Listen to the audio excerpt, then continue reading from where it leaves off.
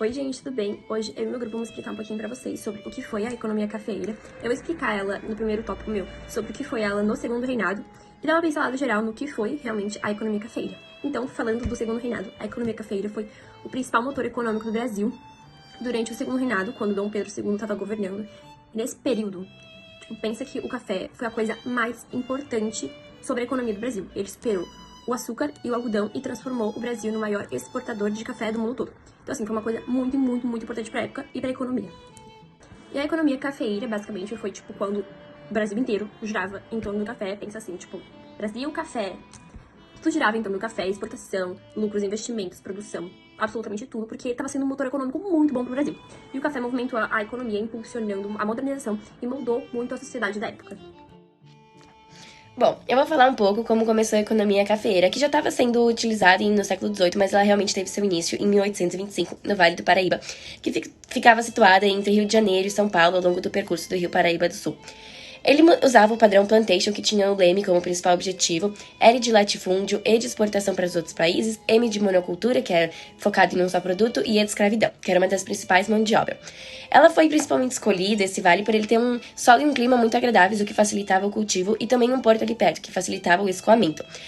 Esse foi o avanço e a base da economia cafeeira no primeiro momento ali no segundo reinado, mas porém, com o decorrer da utilização e do tempo, houve a decadência do solo. E é claro, se a gente vê que o solo tá desgastando, a gente não vai ficar sempre focando nisso. E também houve a ultrapassão do Oeste Paulista, que a Dani vai falar um pouco melhor sobre, que não era uma concorrência, mas a gente pode dizer que sim, para ficar mais fácil de entender, o que também aconteceu a decadência desse vale, e ele meio que parou de ser utilizado. Oi, bom dia. Eu vou falar como funcionava o deslocamento do café pelas ferrovias durante a economia cafeira. Bom, antes das ferrovias, o transporte ele era feito por tropas de mula, que era um processo muito caro e lento. E como a produção do café ela começou a crescer muito inicialmente no Vale Paraíba e depois no Oeste Paulista, eles tiveram que achar um jeito de escoar o café com mais facilidade até os portos. Então, a primeira ferrovia foi em São Paulo, em 1867, que ligava o interior ao Porto de Santos. As ferrovias elas foram financiadas pelos barões do café e também por capital estrangeira. E teve muitos impactos das ferrovias na economia cafeira, porque o transporte do café ele ficou muito mais rápido e barato, houve aumento de exportação e no lucro, contribuiu para o desenvolvimento de São Paulo e também ajudou na integração do Brasil à economia mundial. Você sabe quem foram os barões de café? Bom, eles foram uma nova classe social que surgiu no Brasil no século XIX, e eles eram grandes fazendeiros que enriqueceram com a exportação do café, e eles usavam a mão de obra escrava até 1888. Com muito dinheiro e influência, eles ganharam diversos títulos de nobreza e participaram ativamente da política imperial e da proclamação da República. Eles foram peças-chaves tanto na política, tanto na economia do Brasil no século XIX.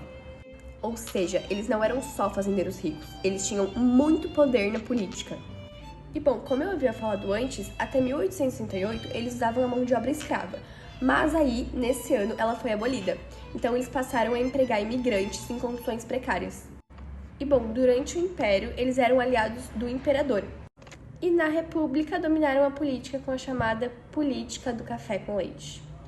Bom, resumindo, os barões do café foram uma elite poderosa que moldaram tanto a economia, tanto a política do Brasil por décadas. Você sabe por que a produção de café se deslocou para o Oeste Paulista? Bom, um dos principais motivos foi por causa do solo. O solo no Vale do Paraíba estava se desgastando muito e se esgotando muito rápido. Por isso que eles tinham que achar outro meio de saída super rápido. Foi aí que eles encontraram o solo do Oeste Paulista, que era um solo super fértil.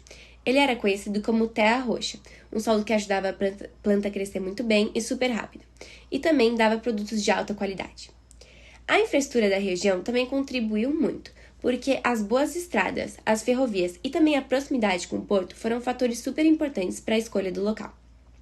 Também, a gente não pode deixar de ressaltar sobre os terrenos. Os terrenos planos e de baixo custos atraíam muitos produtores a chegassem, morassem lá e também começassem as suas plantações de café nesse local. E tudo isso fez com que o Oeste Paulista se tornasse um dos maiores polos produtores do Brasil inteiro.